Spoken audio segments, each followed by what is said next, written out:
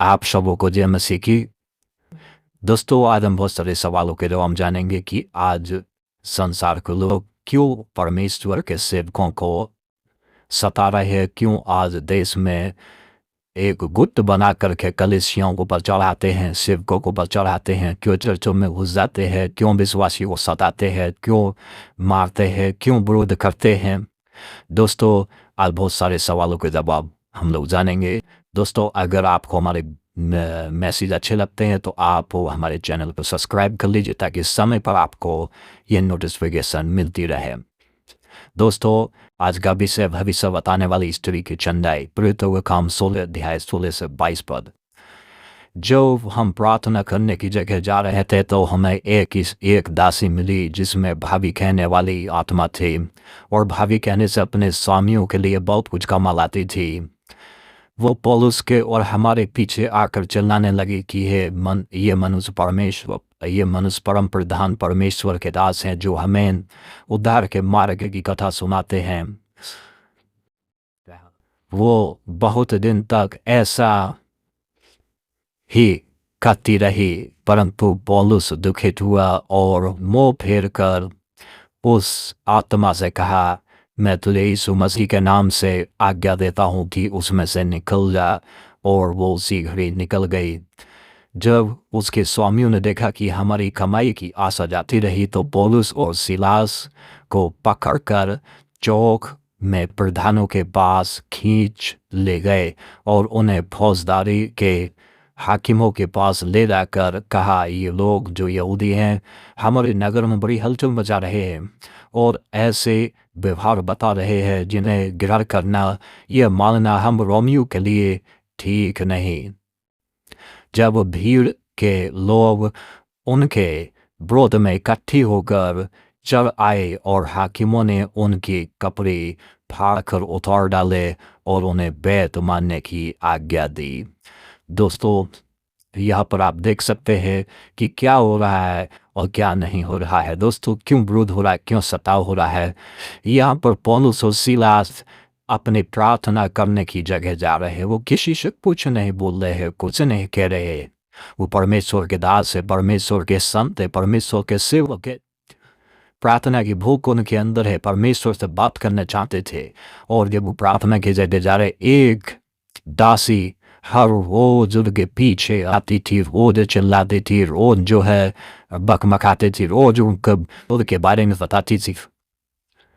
पौलुस और सिलास के नाक में दम हो गया और वो जो है पौलुस ने पीछे फिरकर उस स्त्री से कहा, उसमें से उस दासी में से उस आत्मा को जो भाभी कहती थी, भविष्य बताती थी, यीशु के नाम से आज्ञा दी और वो उसमें से दुष्ट आत्मा निकल गई और वो दासी उसी घड़ी ठीक हो गई।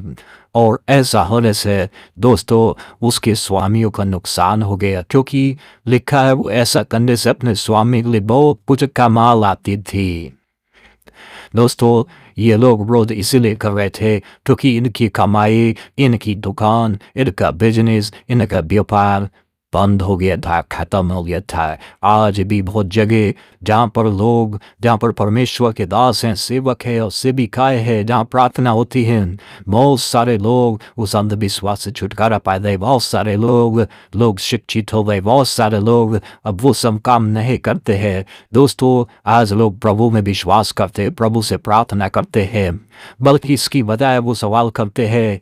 और अब जो लोग विरोध कर रहे हैं, जो लोग कलीसियाओं के विरोध में, सेवकों के विरोध में बुत बना के इकट्ठे हो जा रहे हैं, वो क्यों ऐसा कर रहे दोस्तों? क्योंकि उन्होंने कभी कमाना नहीं सीखा, उन्होंने कभी भी कमा के नहीं खाया, उन्होंने लोगों से इसी प्रकार खाया जैसे यहाँ पर वो दासी के स्वामी लोग उसका जरिया बना के करवाते थे।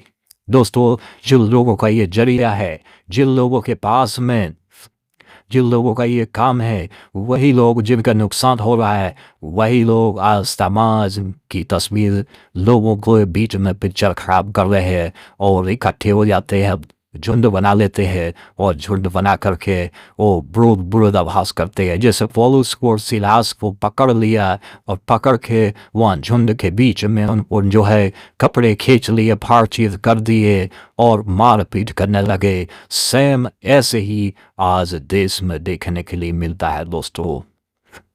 लेकिन ये एक प्रार्थना की शक्ति थी। पौलुस ने कुछ नहीं किया, महंत यीशु मसीह नासरी के नाम से उस दासी को आदेश दिया कि उसमें से वो आत्मा निकल जाए और वो आत्मा निकल गई। उन्होंने कुछ नहीं किया दोस्तों।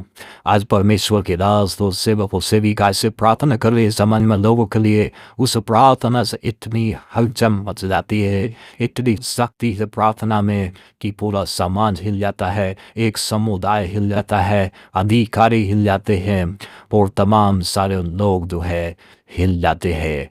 कि मैं पूछना चाहता हूँ, क्या वो जो है जो प्रार्थना कर रहे थे पौलुस और सिलास, क्या वो गलत करते थे जो अपने रब की आराधना करने के लिए जाते थे, प्रार्थना करते थे?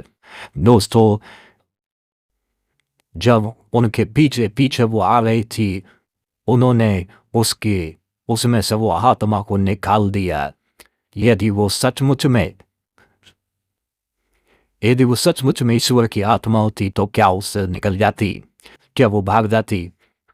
जब पौलुस ने कहा कि उसमें से निकल जा, वो निकल गई, तो वो आत्मा भी तो, वो स्त्री भी तो उसमें से कह सकती थी पौलुस और सिलास से कि तुम में से यीशु की आत्मा निकल जाए, लेकिन ऐसा नहीं कर सकी, वो निकल गई। दोस्तों, यदि आज परमेश्वर के सेवक समाज में चंगाई कर रहे हैं तो आप भी चंगाई करके दिखाइए। दोस्तों, आपको हमारे साथ जुड़ने के लिए बहुत बहुत धन्यवाद। दोस्तों, आज के वीडियो में सिर्फ इतना ही।